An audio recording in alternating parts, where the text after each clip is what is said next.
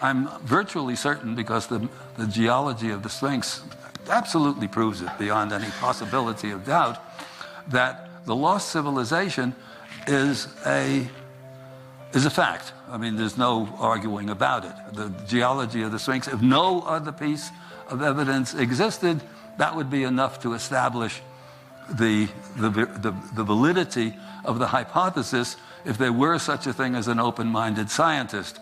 And these are few and far between. They're the next rarest thing to a fundamentalist Christian who loves his enemies, who are even rarer. And still more rare is a visionary billionaire with a conscience and principles. So anyway. This series is alluding to the fact that we are a species that has forgotten our past. Collectively, we have no memory of who we are or where we come from.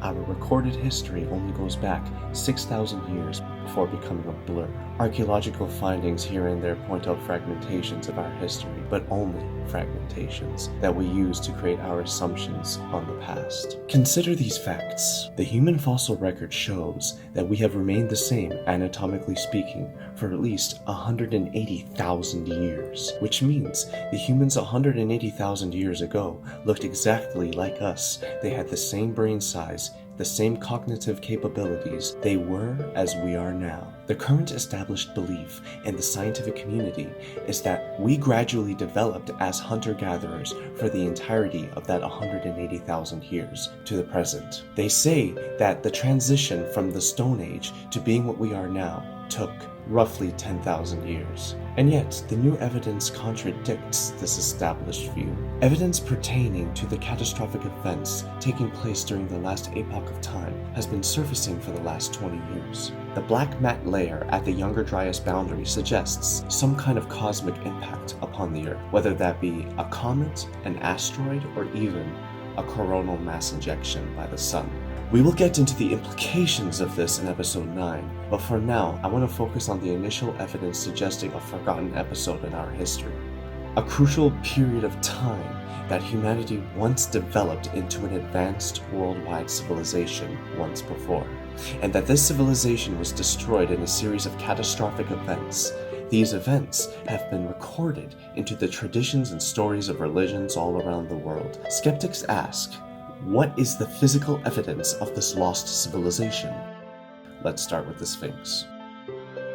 For those who don't know, the Sphinx is far older than what the Egyptologists claim. The reason being is that there is water erosion carved deep into the original limestone. Because when you look at the Sphinx, as a geologist with a geological eye, this was not weathered by wind and sand. This was not desert erosion and weathering that I saw on the Sphinx, the body of the Sphinx, which is very difficult to tell because it's been heavily repaired and reworked, but particularly on the walls of what are known as the Sphinx Enclosure.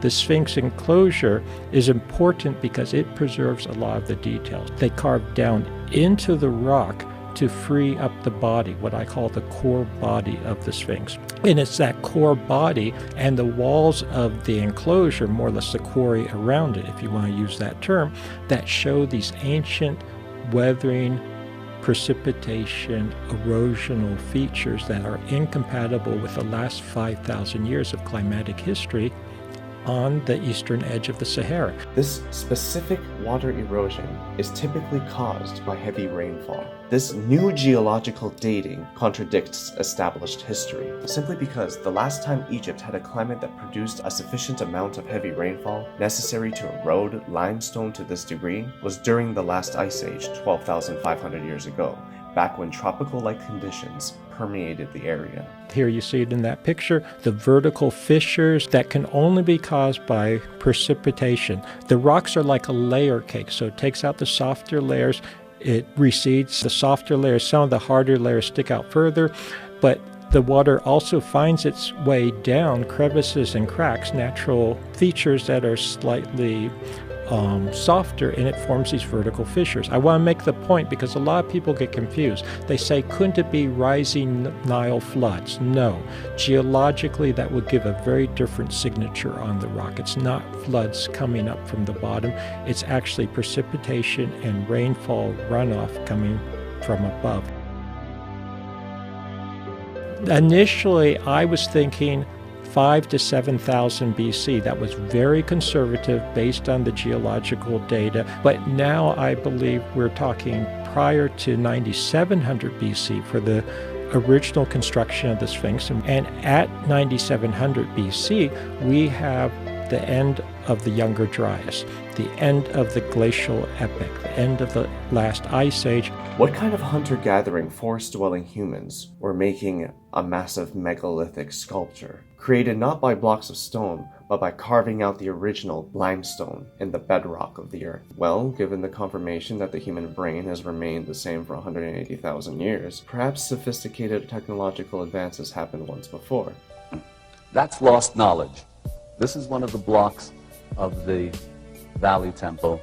These blocks here weigh somewhere around 100 tons each. The biggest modern cranes can only barely handle material of that weight, and those of you who saw The Mystery of the Sphinx know from the interview with Jesse Warren, the project manager, where they had one of these largest cranes, saying that, in fact, the logistic problems of manipulating these things into place today, we at present cannot solve. In other words, this is, however they did this, we don't know. Back when John Anthony West, Robert Schoch, Graham Hancock, and Robert Bouval first proposed this peculiarity, the mainstream Egyptologists immediately shunned them, asking in a mockingly manner, "Where is the evidence of this lost civilization? Show us one other example." Back then it wasn't discovered, but now it is confirmed. Gobekli Tepe dates back to 10,500 BC, which is 12,500 years ago.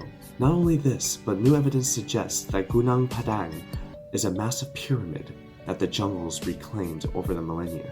Its core samples date to 22,000 BC. When Danny Hillman asked the government of Indonesia permission to excavate the site, they granted him, only to suddenly stop the entire project, pulling his funding, saying that they know that the mound is just a natural hill. Cases like these occur more often than not, where the established mainstream suppresses anyone who seeks out to find out the truth of the matter. What's more frustrating is that these skeptics do not take facts into consideration. For example, if a comet the size of Ontario Life were to hit the Earth right now, it would obliterate almost all trace of our civilization. The kinetic force would be equivalent to that of all the nuclear arsenal in the world combined. It would produce tidal waves and earthquakes. The debris would block out the sun, causing a nuclear winter that would last for hundreds of years. What would be left after thousands of years? There's this incredible complacency and arrogance of modern civilization, that we are the apex and pinnacle of the human story, that we're the best that's ever come, and that's a danger. Mythologically, that is a very dangerous place to be. When you start imagining yourself as the apex and the pinnacle of everything, that's precisely when the universe reminds you that you are not that at all.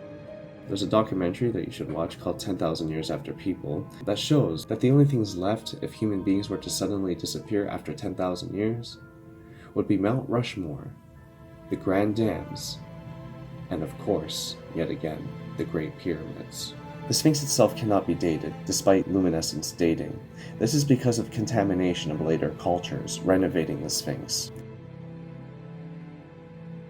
Its head is clearly out of proportion to the rest of the body, leading John Anthony West to believe that the head was once depicting the face of a lion, and was later recarved into the face we see now, due to the intense weathering that it must have endured. The Sphinx itself is an equinoctial marker, pointing directly due east, facing the rising sun at the dawn of the spring equinox.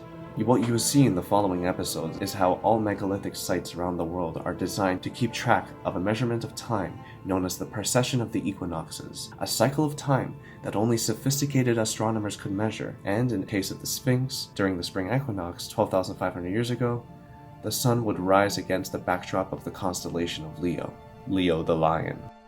Crichton mentioned this business of precession. If you precess the stars of Orion's belt to the beginning of the present precession cycle, you get to this date of 10,500 BC, and everything locks. The pyramid locks with the 3 stars of Orion's belt, the Sphinx locks with the constellation of Leo. Now, the constellations themselves have been interpreted differently by different cultures over thousands of years, of course, but there is evidence that suggests that some of the constellation figures have remained exactly as they are for the many millennia, such as Leo. Another controversial aspect about the Sphinx, in my opinion, would be the fact that it clearly features the face of an African person. I believe this ties into the Out of Africa theory, a theory that is not just subjected to archaeological evidence, but is supported by the Human Genome Project,